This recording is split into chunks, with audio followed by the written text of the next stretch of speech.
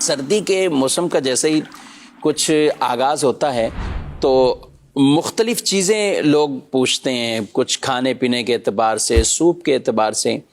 ایک یہ بھی بتایا گیا کہ کیکڑے کا سوپ بھی اب باقاعدہ کوئی چھپ چھپا کر نہیں، بلکہ اس کے بھی پورے ٹھیلے اور اڈے موجود ہیں کہ جہاں دیگر سوپ کے ساتھ ساتھ کیکڑے کا سوپ وہ دیا جاتا ہے۔ کہتے ہیں کہ اس سے سردی میں بڑا افاقہ ہوتا ہے اور سردی کم لگتی ہے۔ تو کیکڑا کھانا یا اس کا سوپ کیا کہیں گے آپ؟ بسم اللہ الرحمن الرحیم۔ فقہ حنفی کے اندر سمندر کے جانوروں کے اندر صرف اور صرف مچھلی یہ حلال ہے۔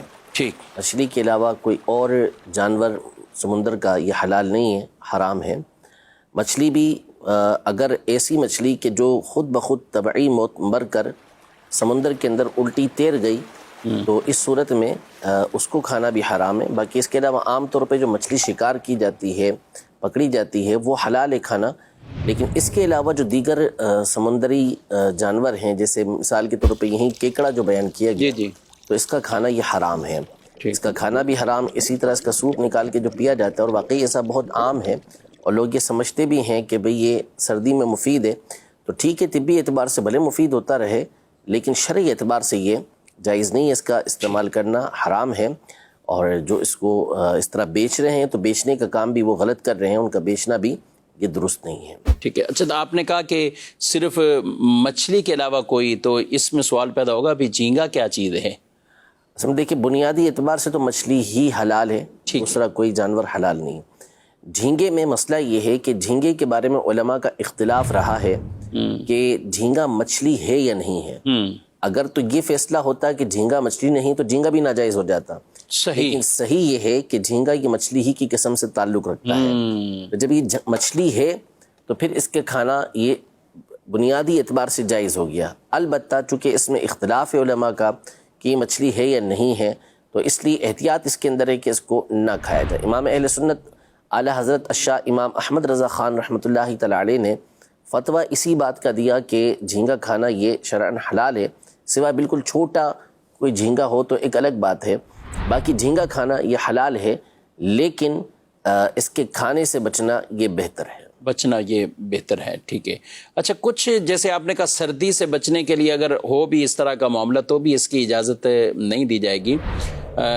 کچھ کو سردی کا نہیں ہے معاملہ، لیکن علاج کے طور پہ اب کچھ دمے کے مریض ہوتے ہیں، کھانسیاں، کسی کے ساتھ سانس کا پرابلم ایسا ہوتا ہے، ان کو بھی سنا ہے کہ کچھ بتاتے ہیں کہ بھئی یہ آپ اگر کیکڑا کھائیں تو علاج کے طور پر ایسی چیز جس کا استعمال کرنا جائز نہ ہو، کیا کہیں گے؟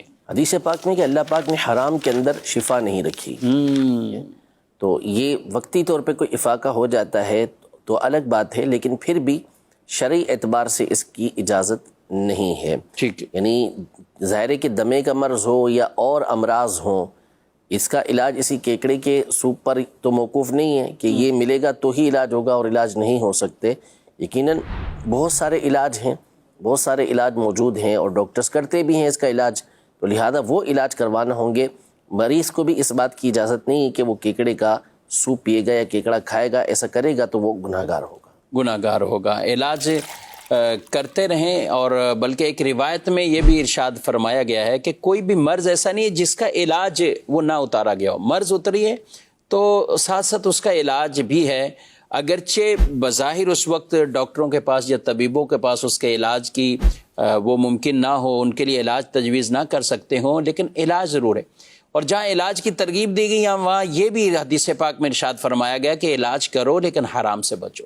تو حرام سے بچتے ہوئے چاہے کیکڑا ہے یا اور بھی کوئی ایسی چیزیں جو استعمال لوگ کرتے ہیں علاج کی غرض سے بھی، تو واقعی ان کی شرعی اجازت بالکل نہیں ہے۔